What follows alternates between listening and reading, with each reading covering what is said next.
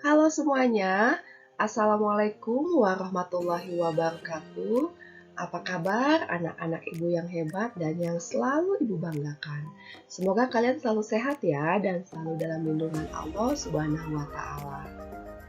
Perkenalkan, nama Ibu Reni Sartika.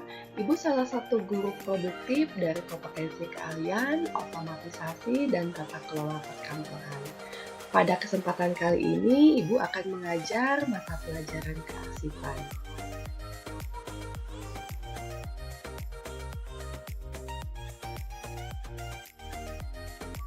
Kompetensi dasar yang akan kita bahas pada pertemuan kali ini mengenai menerapkan penyimpanan arsip sistem abjad, kronologis, geografis, nomor, dan subjek. Adapun pokok bahasan yang akan kita bahas kali ini yaitu mengenai pengertian sistem penyimpanan.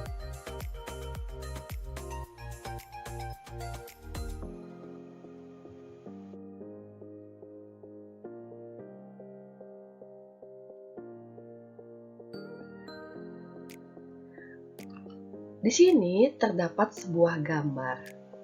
Apa yang dapat Anda amati pada gambar di bawah ini? Silakan kalian amati gambar yang ada di bawah ini.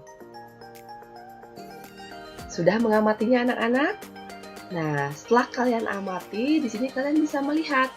Di sini terdapat sejumlah arsip, sejumlah dokumen, sejumlah berkas yang tersusun secara rapi di dalam sebuah ruangan.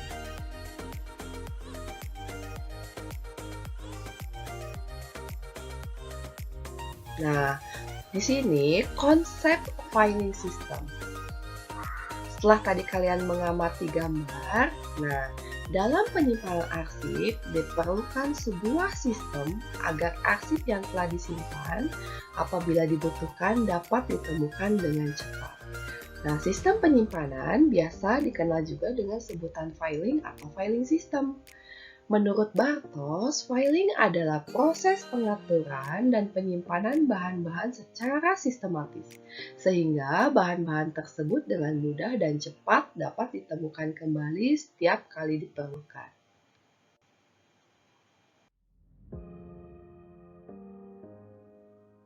Jenis-jenis sistem penyimpanan arsip. Ada beberapa sistem penyimpanan surat atau arsip yang banyak digunakan, baik itu di kantor pemerintah maupun kantor swasta, yaitu 1. Sistem abjad, 2. Sistem subjek atau masalah, 3. Sistem wilayah atau geografis, 4. Sistem tanggal atau kronologis, dan yang kelima yaitu sistem nomor.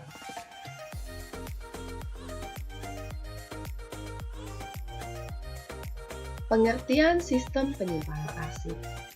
Yang pertama yaitu sistem abjad. Sistem abjad adalah salah satu sistem penataan berkas yang umumnya dipergunakan untuk menata berkas yang berurutan dari A sampai dengan Z dengan berpedoman pada peraturan mengindeks.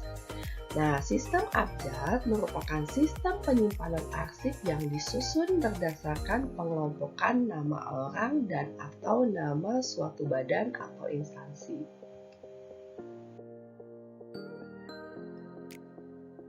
Yang kedua yaitu sistem subjek. Sistem subjek adalah sistem penyimpanan dan penemuan kembali arsip berdasarkan pengelompokan nama masalah atau subjek pada isi surat. Isi surat sering disebut juga sebagai perihal. Pokok masalah, permasalahan, atau pokok surat atau subjek itu sendiri. Yang ketiga yaitu sistem wilayah atau geografis. Sistem wilayah adalah sistem penyimpanan dan penemuan kembali arsip berdasarkan nama wilayah atau nama tempat. Nama tempat bisa berupa nama kota, nama negara, nama wilayah khusus, dan sebagainya.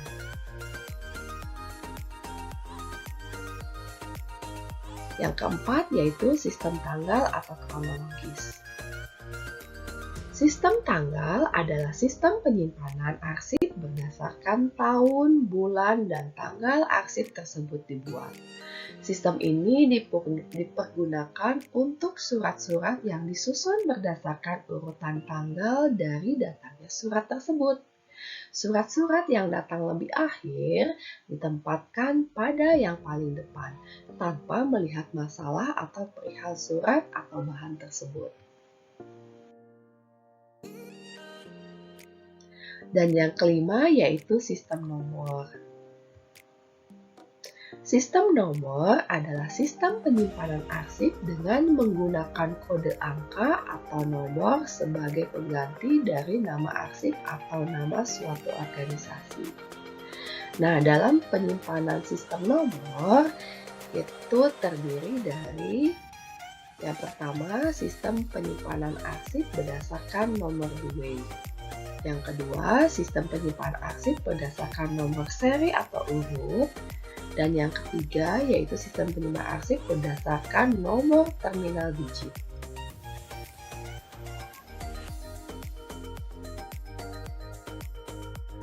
Prosedur penyimpanan arsip. Untuk kelima sistem tadi, secara garis besar, prosedur atau langkah-langkah penyimpanan arsip itu sama, yaitu terdiri dari 5 langkah. Yang pertama yaitu memeriksa berkas atau surat. Yang kedua yaitu mengindeks. Yang ketiga mengkode. Yang keempat menyortir. Dan langkah yang kelima yaitu menempatkan. Nah, prosedur penyimpanan arsip untuk langkah yang pertama yaitu memeriksa berkas atau surat.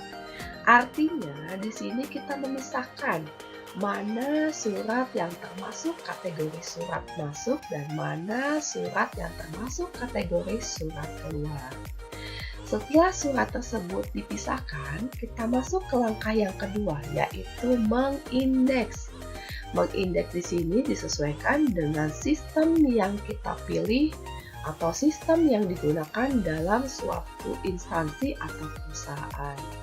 Setelah diindeks suratnya, kita langsung menuju ke langkah yang ketiga yaitu mengkode. Artinya di sini kita memberi kode kepada surat sesuai dengan hasil indeks. Setelah surat diberi kode, kemudian kita lanjut ke langkah yang keempat yaitu menyortir.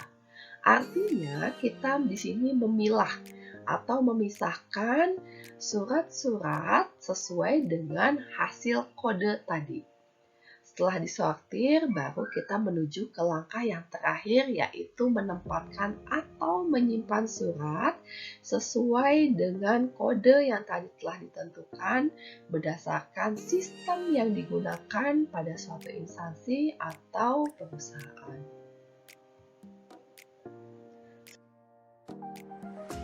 Sekian materi pertemuan kali ini. Wassalamualaikum warahmatullahi wabarakatuh. Sampai ketemu ya dengan materi-materi berikutnya.